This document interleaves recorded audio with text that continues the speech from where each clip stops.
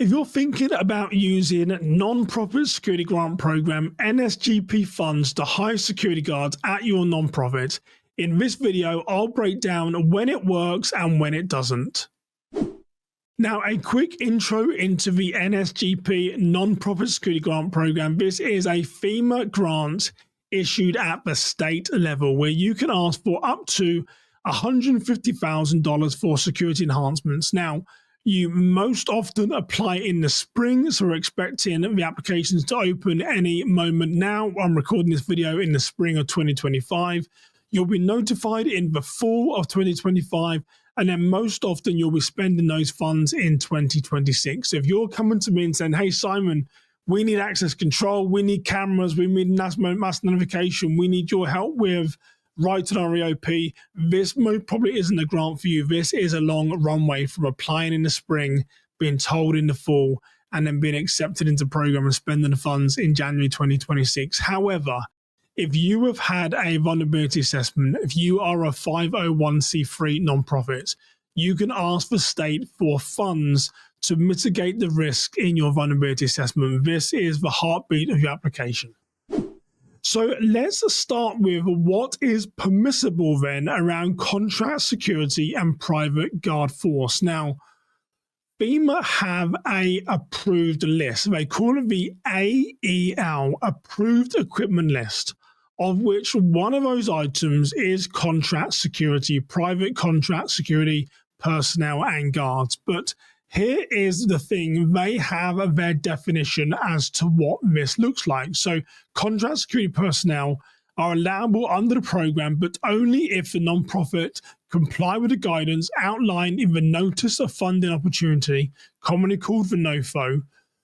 FEMA specifically give classifications to what this is in Bulletin 421B and IB 441, but don't worry, that's a bit of a mouthful. It was even a mouthful for me to say it. I'm going to take you through what this actually means. If you feel that as part of the NSGP that you want security guards at your church or guard force, whatever you choose to call the name, your organization must submit a sustainment plan at the grant closeout that explains how will you continue to fund those security personnel after the NSGP funds are gone. So remember, I said you can ask for up to $150,000 for security enhancements. Most often people are saying, Simon, can you build an emergency operations plan for us? Can you test the plan? Can we do tabletops? Can we do training? Can we purchase technology? Those things have a little bit more of a sort of an infinite lifespan, right? Because if we train someone, they can then train someone else in the knowledge. And if we build your emergency operations plan, you can grow, you can test, and you can keep adding to the document. If you install security technology, it's fixed until the technology no longer works. You have to upgrade it. There's, it's with infinite. As opposed to if they give you funds for security personnel, they give you $50,000. What happens when the money runs out? What does the church do next? So part of this classification is that they require you to explain what happens after the fund run out.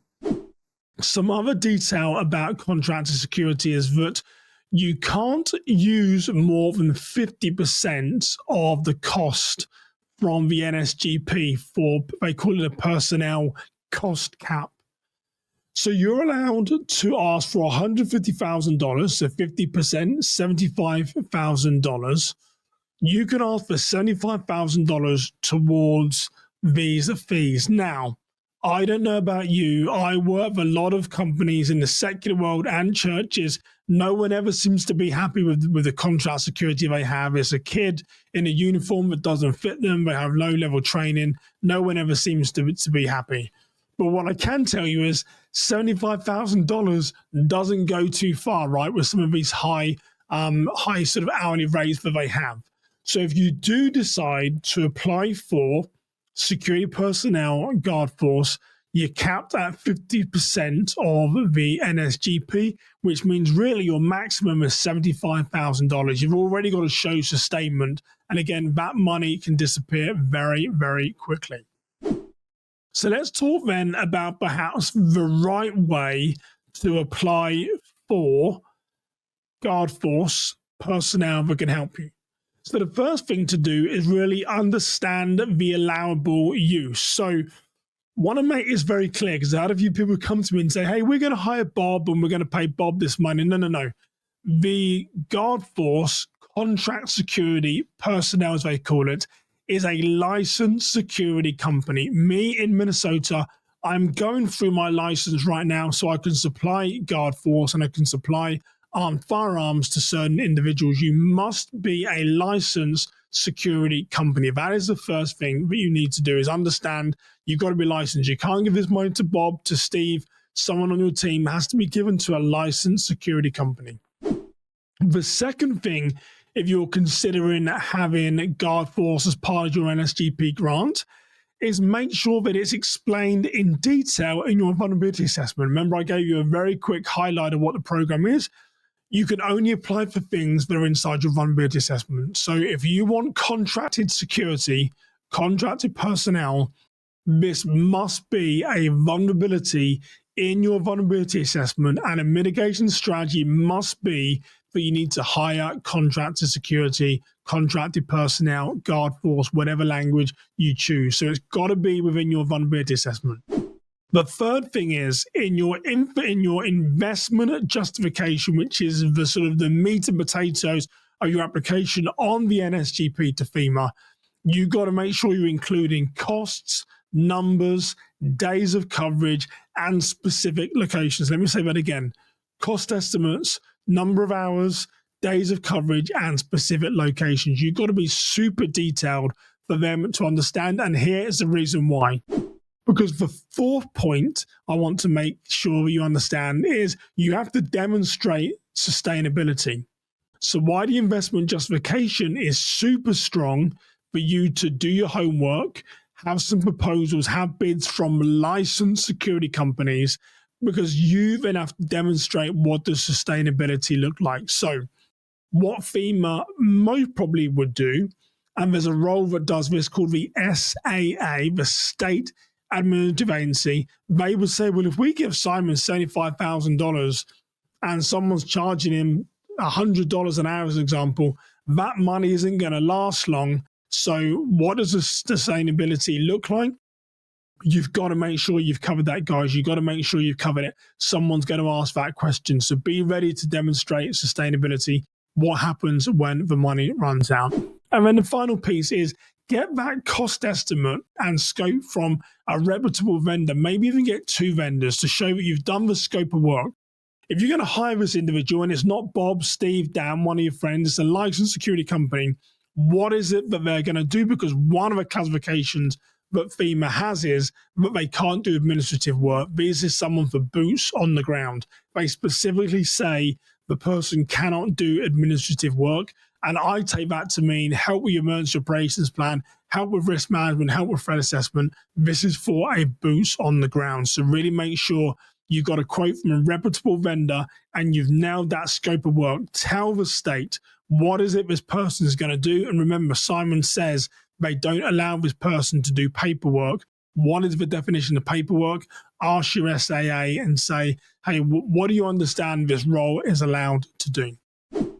So finally, here is my take. So my organization at Kingswood Security Consulting, we support nonprofits and houses of worship with risk management. And in the last 4.5 years we've been working with this program, we've had over $18 million awarded in more than 14 states. I forget, I need to pull the data again as to how many.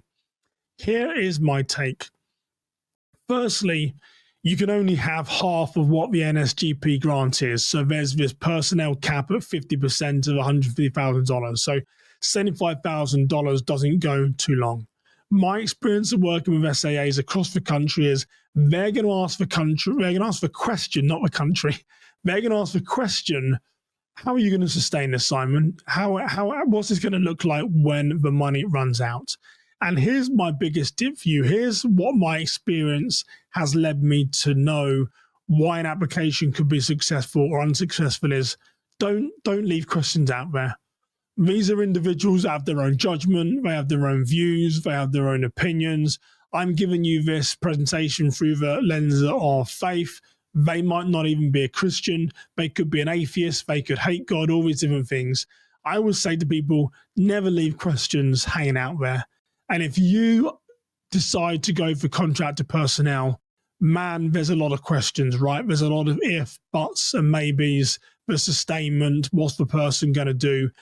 From my experience, this is clearly something that, while it's on the FEMA list, SAAs have a hard time approving. So while it is there, I would consider for you to look at the funding that you can apply for. And I say to people, even outside of my own consulting, emergency plans, threat assessment, training, vulnerability assessments, that's a heartbeat of my company. But even I say, go for technology because that stuff lasts, right? If you get a 4K camera, you've got 8-10 years before that camera might age out. If you've got strong analytics, if you've got access control, you've got all these things, you've got a more sustainable lifespan. So I think my take and my final advice is, while Guard Force, contractor personnel, whatever you call it, is on the list, I'm not that convinced that the SAAs look at it in the most favorable way. And the big reason is there's way, way, way too many questions out there. So if I was to say to you what I think you should go for, even as a risk management consultant, I'd say go with technology first, because that is going to help you in the long run. Most of my nonprofits, they're getting invoices and proposals for $150,000, $200,000 because they've had years and years of deferred maintenance in security technology. You're in the seat when the music stops, and then you've got this massive bill. You go to a church and everyone says, well, how on earth did we get here? Well, we got here through systemic failure to keep updating our security technology. As a result of that, we have this massive deficit. So my advice to my clients is often go with the technology first because it's expensive and it's easier to then go to your board and say, rather than asking you as a board to say approve $200,000 or $150,000, whatever it is, we can use part of this grant funding. So I hope that has helped you in some way. It is on the list. You can apply.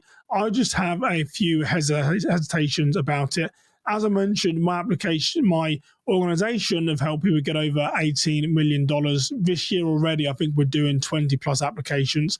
If this is something that sparks your interest around the NSGP, the Nonprofit Security Grant Program, you'd like to learn more or would want to talk about what it might look like for my organization to come on site, conduct your vulnerability assessment, and write your grant for you, would be more than happy to do that. I will put some details in the show notes as to where you can get hold of me. But for now, you stay safe, have a blessed day, and I'll see you next time. Take care, everybody.